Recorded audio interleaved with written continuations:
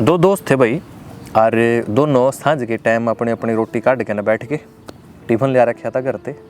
तो जब उन्होंने रोटी देखी एक दूसरे की तो पता लग गया एक दोस्त तो 5 रोटी ले रहा है और दूसरा ले रहा है 3 रोटी। तो जिसने 5 रोटी ले रखी थी वो दोस्त भाईचारा निभाने के लिए कहने लग गया, अब चिंता क्यों करा छोटे, तेरा भाई बैठा है ना, फिर क्या होया जो तेरे पास 3 रोटियां हैं, मेरे पास 5 है, मैं भाई ना 1 दे दूंगा और दोनों बराबर बांट का खा लेंगे, यानी 4 तो खा लिए, 4 मैं खा लूँगा। इस बात से जिसके पास 3 रोटियां थी वो जमा खुश हो गया। और जैसे ही वो खान लगे इतने में एक तीसरा दोस्त आ गया जो घर पे खाना लेना भूल गया था, उसके पास खाना नहीं था। वो बोलिया, अगर मैंने भी भूख लग रही है मैंने भी कुछ खिला दो। तो मैं भाईचारा तो उनके अंदर था ही, दोस्ती भरपूर थी। तो बोलिया, क्या दिक्कत होगी भाई, जब रोटी नहीं लाया करते तो कोई बात नहीं, आप 3 वो मिल बांट के खा लेंगे, हमारे पास बतेरी रोटी है, सांझ की भूख तो मेट ही लेंगे हम। तो उसके बाद उन्होंने बंटवारा करना शुरू कर दिया रोटियां का।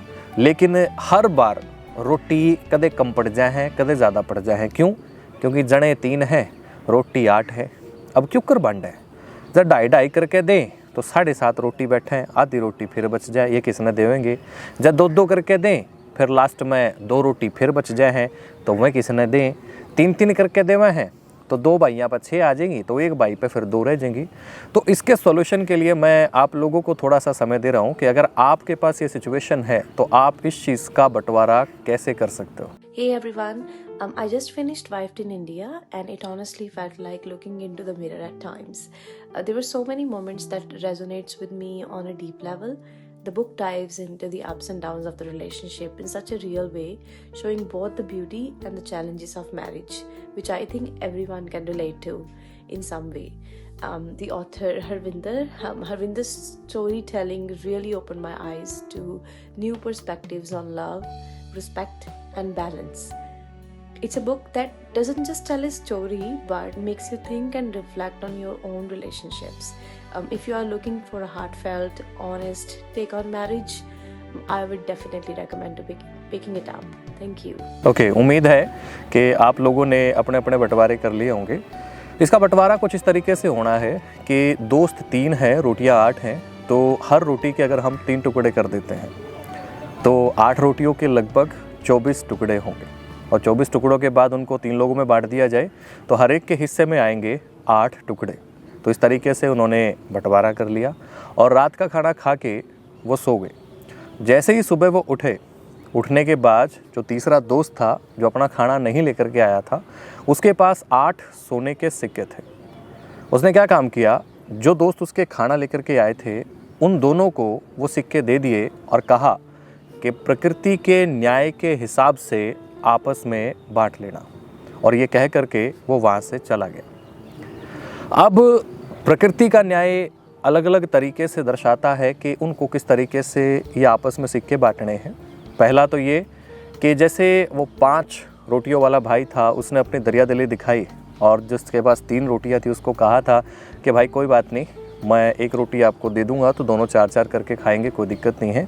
या फिर इसका दूसरा हिस्सा ये हो सकता है कि जिसके पास 3 रोटियां थी उसको 3 सिक्के मिलने चाहिए, या जिसके पास 5 रोटियां थी उसको 5 सिक्के मिलने चाहिए। हालांकि दोनों ही सिचुएशन में वो दोनों दोस्त राजी थे, और जिसके पास 3 रोटियां थी वो कह भी रहा था कि कोई बात नहीं भाई, आपकी 5 रोटियां थी तो 5 सिक्के आप ले लो, मेरी 3 रोटियां थी तो 3 सिक्के मैं ले लेता हूँ। यानी हम अगर प्रकृति के न्याय की बात करें तो दोनों ही डिसीजन में राजी थे, 4-4 बांट ले या 3 या 5 बांट ले। मैं फिर भी आप लोगों को समय दे रहा हूँ कि अगर आपको न्याय करना पड़े प्रकृति के हिसाब से तो किसको कितने सोने के सिक्के मिलने चाहिए।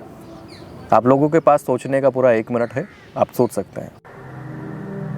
In India's heart, shadows linger beneath bright lights. Pari, newly married, enters a dream. But not all is as it seems. Dreams turn into a maze of societal pressure and traps. Alone, Pari faces inner storms where trust is fragile. Through therapy, she uncovers secrets to survive. Even in light, shadows remain. Joy fleeting, peace unsure. The Bhagavad Gita offers wisdom, but can it protect her? In Tantra, they find connection, but unlock new risks. The Kama Sutra reveals desire's complexities. power to save or destroy, from mistrust to reconnection, a walk between love and danger.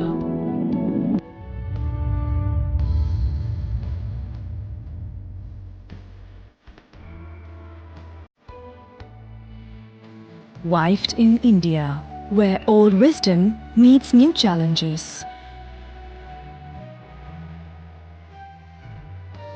तो दोस्तों, हम लोगों के दिमाग में बस ये दो ही विषय आते हैं लगभग, कि या तो दोनों को 4-4 बांट दिया जाए, या फिर जिसकी 3 रोटी थी उसको 3 और जिसकी 5 रोटी थी उसको 5 बांट दिया जाए। लेकिन प्रकृति ऐसा नहीं करने वाली। प्रकृति कुछ और करती है, नेचर कुछ और करती है, और उसका डिसीज़न बड़ा गज़ब का होता है। प्रकृति के डिसीज़न में जिसके पास 3 रोटियां थी उसको मिलना चाहिए सिर्फ 1 सोने का सिक्का, और जिसके पास 5 रोटियां थी उसको मिलने चाहिए बाकी के 7 सोने के सिक्के। अब आपको हैरानी होगी कि ये कैसे हो सकता है, जबकि दोनों की निष्ठा, दोनों का प्रेम, दोनों का उदारता सब बराबर थी, और वो दोनों ही डिसीजन में राजी थे। या तो 4 उसको दे दे, 4 उसको दे दे उस डिसीजन में भी, या 3 वो रख ले, 5 वो रख ले उस डिसीजन में भी। लेकिन इस टाइम तो जिसकी 3 रोटियां थी उसको 1 देने की बात हो रही है, और जिसकी 5 रोटियां थी उसको 7 सिक्के देने की बात हो रही है। तो प्रकृति का न्याय कुछ इस तरीके से है कि आपने दिया कितना है, बदले में आपको वही मिलेगा। अब आप कहोगे कैसे? अब मैं आपसे पूछना चाहता हूँ कि जो 3 रोटियां थी उसके कितने टुकड़े करके बांटे गए थे?